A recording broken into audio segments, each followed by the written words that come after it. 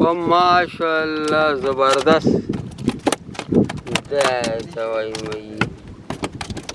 لیکن شاید کې دی ویډیو کې هراولو اب بالکل تو خوراک کار دی وکړو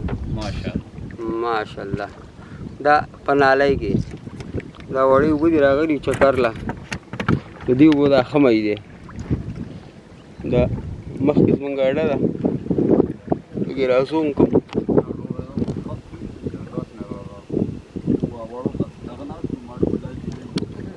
اینده موږ په خپل اډه کې شکار کوو